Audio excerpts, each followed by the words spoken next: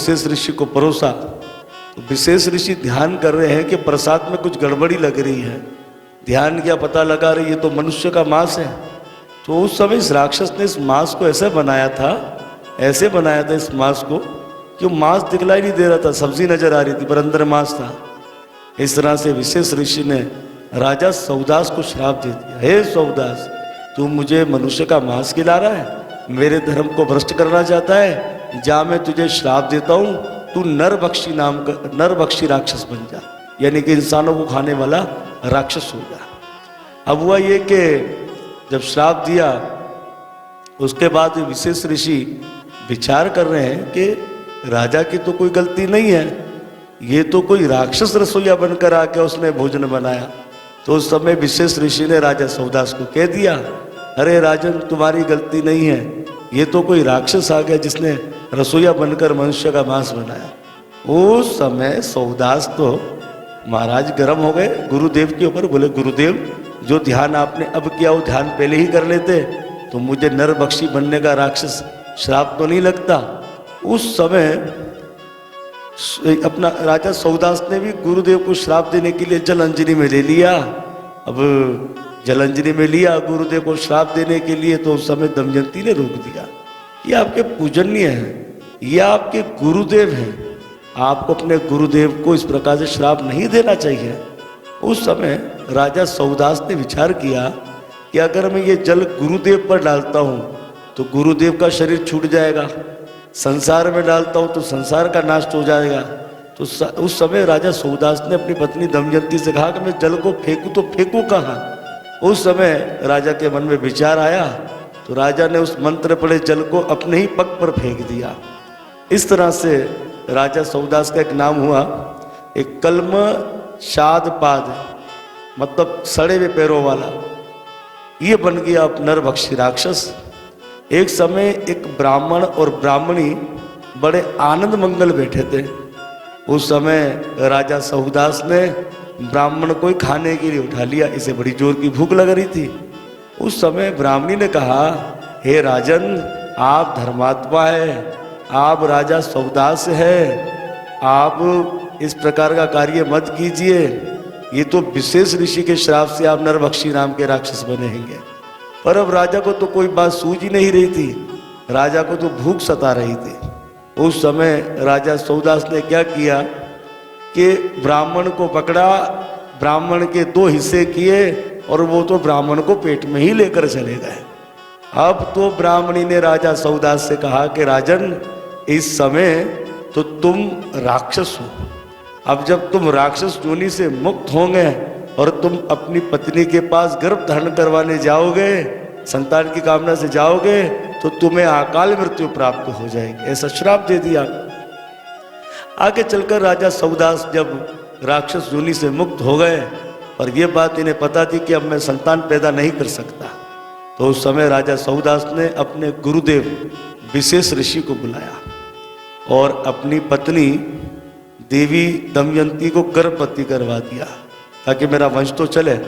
देखो भक्तों, मैं आपको एक बात बताता चलूं, ये त्रेता युग के महापुरुष हैं और ये लोग भोगी नहीं होते थे, ये दिव्य महापुरुष होते थे। इनमें भोग विलासा आदि की कामना नहीं होती थी। इसलिए मैं आपको ये बताता चलूं कि आप लोग इस कथा को कुछ गलत मत समझना कि देखो गुरुदेव के द्वारा अपनी पत्नी को गर्भ धारण करवा रहे हैं।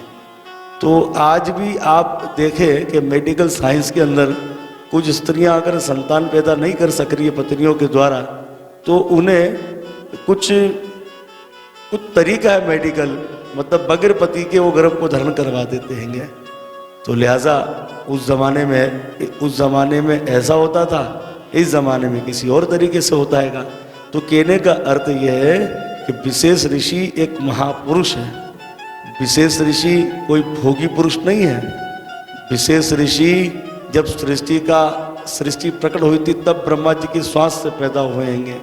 तो विशेष ऋषि महापुरुष हैं और राजा सौदास ने अपने गुरुदेव के द्वारा अपनी पत्नी देवी दमयंती को गर्भ धारण करवाया। अब हुआ ये कि गर्भ तो धारण करवा दिया, 7 महीने हो गए, संतान का जन्म ना हो। अब तो बड़ी विडंबना हो गई है। तो गुरुदेव को बुलाया गया। पहले तो विशेष ऋषि देवी दमयंती के गर्भ की ओर देख रहे हैं। तो देखते देखते देखते देखते पता नहीं क्या सूझी। उस समय विशेष ऋषि ने एक पत्थर उठाया और देवी दमयंती के पेट पर मार दिया। इस कारण बच्चे का जन्म हो गया। विशेष ऋषि भी हैरान हैं और जितने लोग वहां पर विराजमान थे वे भी बड़े हैरान हैंगे कि ये क्या तरीका बच्चे का जन्म लेने का। इसलिए बच्चे का नाम रखा अश्मक। अश्मक का अर्थ ही होता है कि बड़ी ही हैरान करने वाली बात है, कैसे जन्म हो गया, तो अश्मक हुआ। इसी प्रकार से इसी राजा अश्मक के वंश में राजा खटवांग हुए। तो राजा खटवांग का चरित्र आपने श्रीमद् भागवत महापुराण के दूसरे स्कंद में सुना, जिन्होंने 45 मिनट के अंदर मुक्ति को प्राप्त किया था। तो ये हुए राजा खटवांग। राजा खटवांग से दीर्घ भाव का जन्म हुआ और दीर्घ भाव के बेटा हुए श्री रघु महाराज। रघु महाराज के कारण इस वंश को रघुवंश कहा जाने लगा।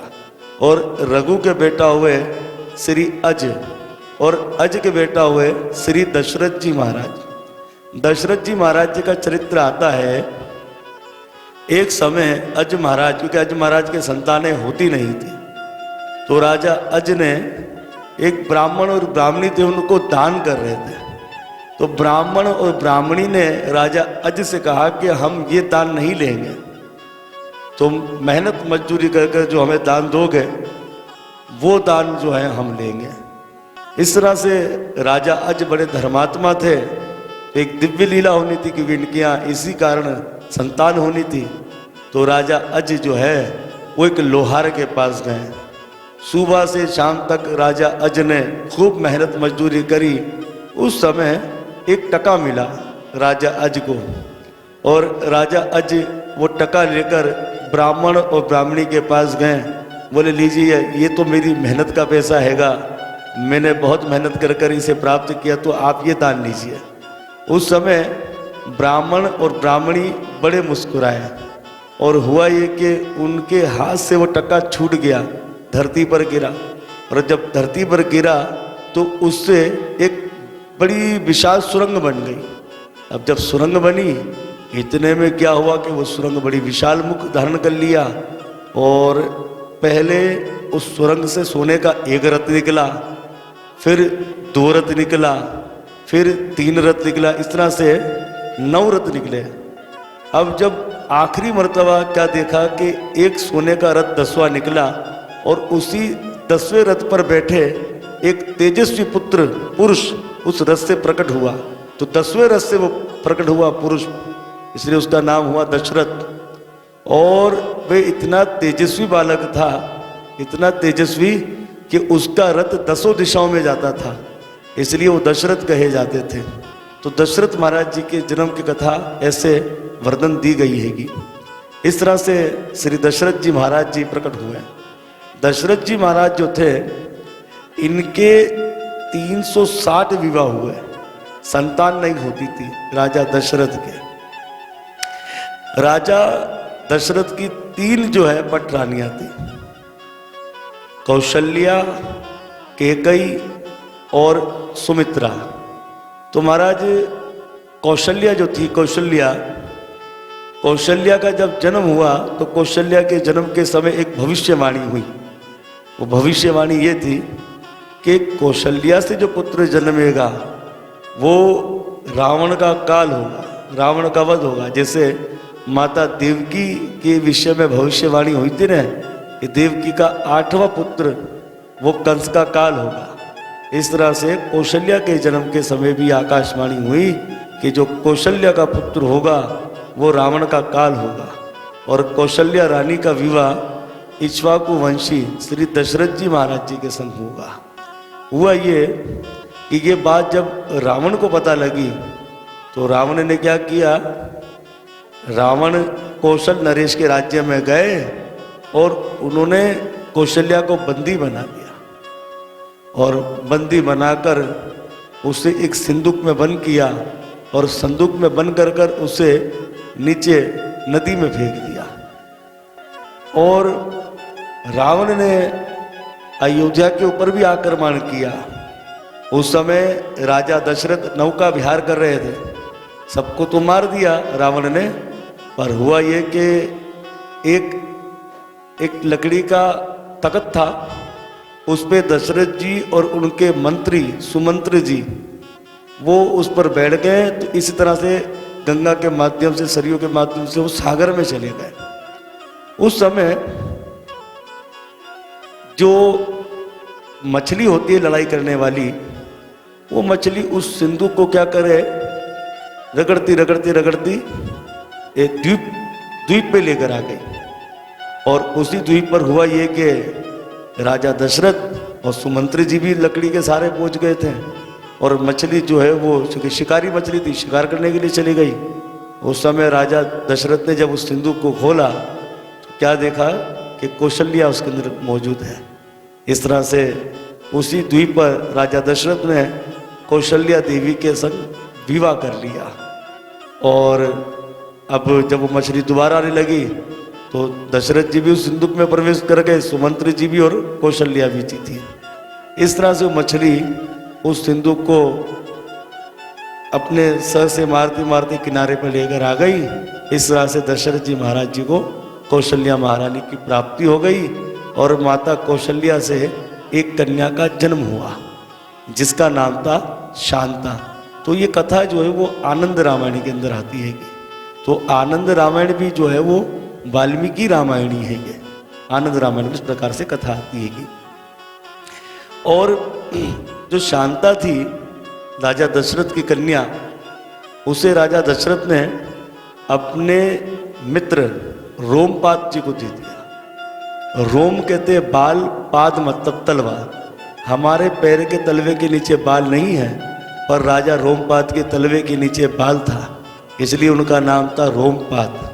तो राजा रोमपाद के संतानें होती नहीं थी, तो राजा रोमपाद ने अपने मित्र दशरथ जी से जो उनकी कन्या शांता थी उसे गोद ले लिया। इस तरह से वे जो कन्या थी वे रोमपाद को दे दी गई। अब आगे चलकर राजा दशरथ ने कैकेयी से विवाह किया। तो कैकेयी से विवाह करने के लिए टक्सिला, जो कि पाकिस्तान के पिंडी में आता है, तो दशरथ जी यहाँ आए थे। तो जब कैकेयी से दशरथ जी का विवाह हुआ तो उस समय कैकेयी नरेश ने कह दिया था, हे दशरथ, मेरी कन्या से जो पुत्र जन्मेगा वो ही राजगद्दी पर बैठेगा। तो दशरथ जी ने सोचा संतानें तो होती नहीं है, अब जाहिर है कि जब कैकेयी से विवाह करूँगा, जब उसका पुत्र जन्मेगा तो वही तो राजगद्दी पर बैठेगा। तो हामी कर दी। और हुआ ये कि कैकेयी नरेश ने कहा कि राजन आप मुझे लिखत दो, तो इसको लिख दिया गया। ये वाल्मीकि रामायण के अंदर श्री वाल्मीकि स्वामी जी बता रहे हैं। तो हुआ ये कि जाते समय कैकेयी नरेश ने अपने कन्या के कान में कह दिया था कि तेरे ही गर्भ से जो पुत्र होगा वो राजगद्दी पर बैठेगा। और हुआ ये कि जब कैकेयी के संग भी विवाह हो गया तो संतानें नहीं हुई। इस तरह आगे चलकर राजा दशरथ ने सुमित्रा जी से विवाह किया, और इनके भी यहाँ कोई संतानें हुई नहीं।